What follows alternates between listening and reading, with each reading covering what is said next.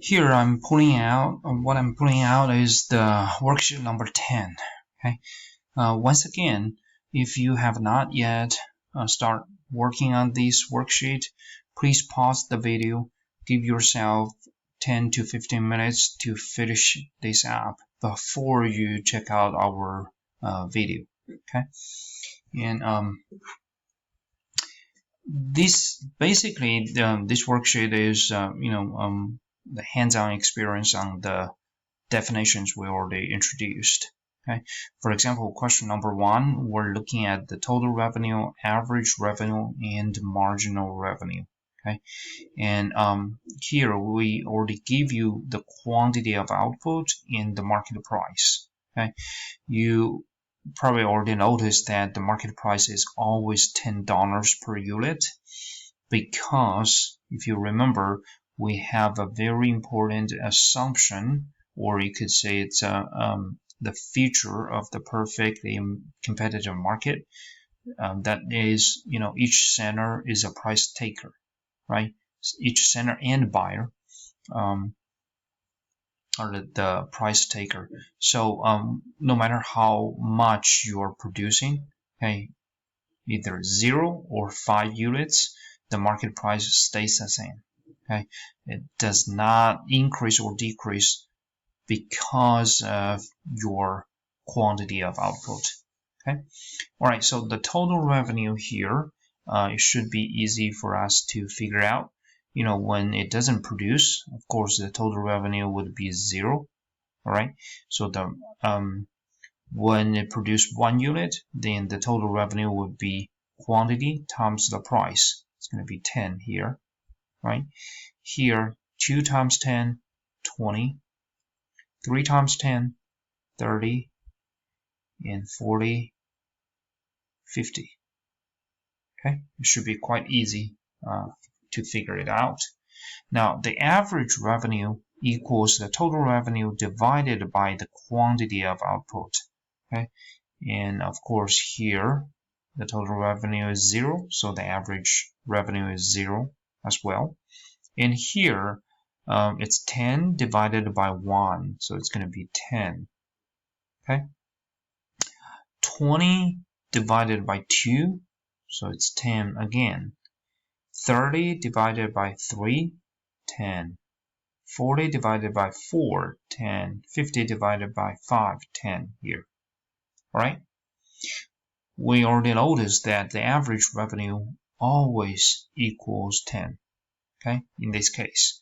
Now the last one, the marginal revenue, is defined as the change in total revenue. Let me write next to it. Change in total revenue divided by change in quantity, right? Now here, because the change in quantity is always 1, right? From 0 to 1, 1 to 2, 2 to 3, and so on. So it's always 1. So this guy is always 1. That means we don't have to worry about it at all. So what we need to look at is just change in total revenue. Okay? And the change in total revenue here, when the firm increases its output from 0 to 1, would be 10, right? So remember, in the previous chapter, we already said that we would like to, when we work on the marginal variables, like marginal revenue or marginal cost, we would like to put them in between the two levels of output, okay? Because we see this number when the firm changes its output. So this is going to be 10 here, okay? Again, that's 10 minus 0. The next level, when the firm increases the output from 1 to 2, it's 20 minus 10. That's going to be 10, right? 30 minus 20, it's 10. 40 minus 30, 10. 50 minus 40, 10. All right? So here, one observation we can make is for this perfectly competitive firm, we find that the market price stays the same at $10 per unit, which equals the average revenue, which equals the marginal revenue. Okay? All right, the first part, it should be quite easy to understand because the average revenue is the total revenue divided by the quantity, right? And remember, total revenue is the price times quantity, right? And then divided by quantity. So here, the quantity would be canceled out. So what's left over is just the market price. So the price should always be equal to the average revenue. Okay? Now, why it's also equal to the marginal revenue? This is because what we wrote above here, because the marginal revenue equals delta TR, the change in total revenue. Okay? And the quantity is, the change in quantity is always 1, so we don't have to worry about that. Anything divided by 1 equals itself, right? So the change in total revenue, that is the change in here.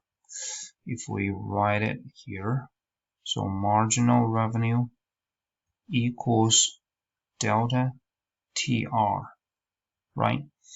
And we find that here, when the firm increases its output by 1 unit every time, then the change in revenue would just be equal to the price, okay?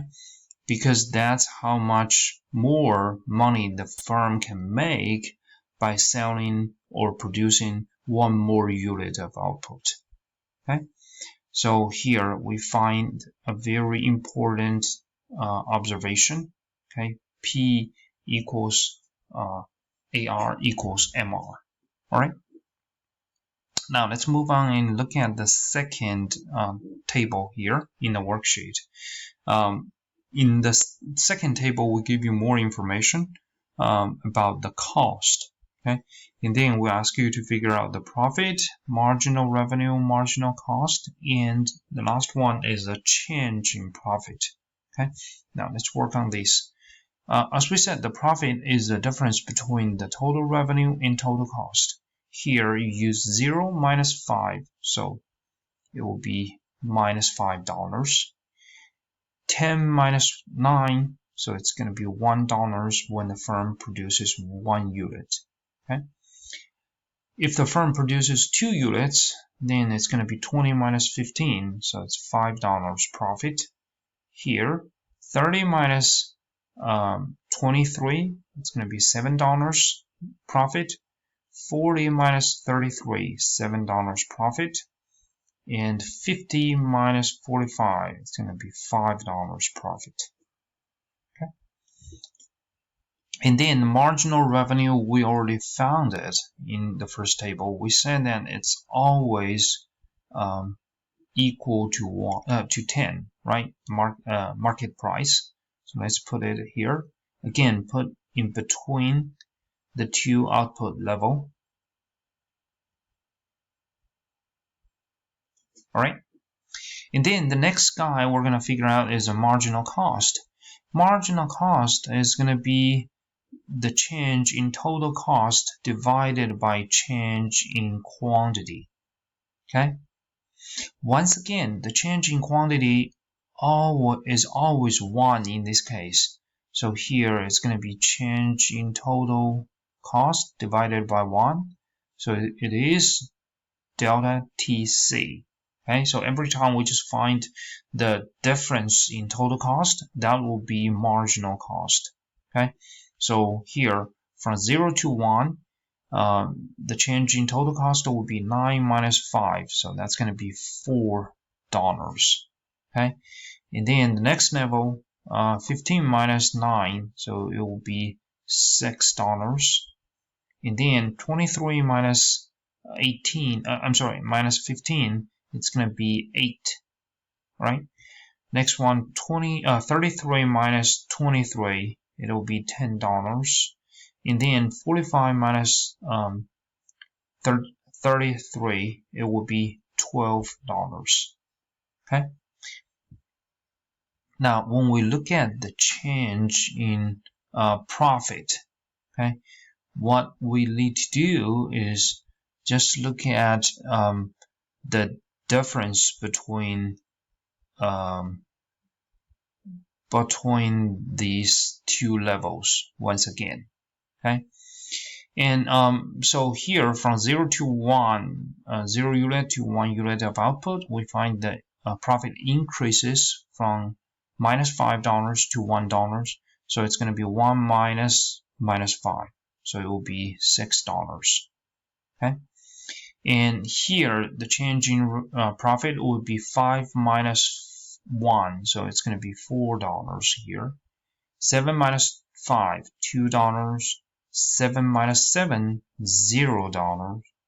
And 5 minus 7, it's going to be -$2. Okay. All right. Now, again, the several observations we can make here. The first one is you probably already find that the change in profit, what we just did is to find the difference in profit between the two output levels, right? But we can also find the change in profit by using marginal revenue minus marginal cost, right? 10 minus 4 equals 6. 10 minus 6 equals 4. 10 minus 8 equals 2. 10 minus 10 is 0. And then 10 minus 20 is -2. Okay?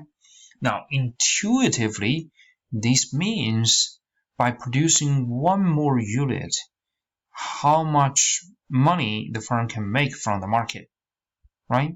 So from 0 to 1 unit, the firm makes $10. I should say 10 more dollars from the market. It has to spend $4 more. So eventually, the change in profit would be 10 minus 4, $6. Okay. In other words, to figure out the change in profit, we just need to find the difference between marginal revenue and marginal cost. Okay. All right. Now, the second important observation we can make is here, when the firm can maximize its profit. Okay, if we look at the profit column, we would be able to find that, here, when the maximum level of the profit is $7. Okay, and another way we can look at this is, the change in profit. When the profit is maximized, we would be able to find here the change in profit is 0. In other words, there's no room for the firm to improve, okay? Because it already reached the maximum level. So it should be here, okay? Once again, if you produce less than this level, okay, here we're looking at from 3 to 4 units. If you produce less, there are more profits waiting for you to make, right? So if you only produce 2 units, for example, your profit would be $5. But again, you can make $2 more profit if you increase your quantity, right? But if you produce too much, let's say you produce 5 units, then you're actually losing $2 by increasing your quantity of output. Okay, so in this case, you should really reduce your quantity and go back and produce 4 units. Okay, so again, when you produce 2 less, you should increase your quantity to maximize your profit. When you produce too much, you should reduce your quantity to maximize your profit. Okay, eventually we find that here, if the change in profit equals 0, the firm is pretty much maximizing its profit. Okay, and we also said that the change in profit is marginal revenue minus marginal cost. So here, these two are equal, then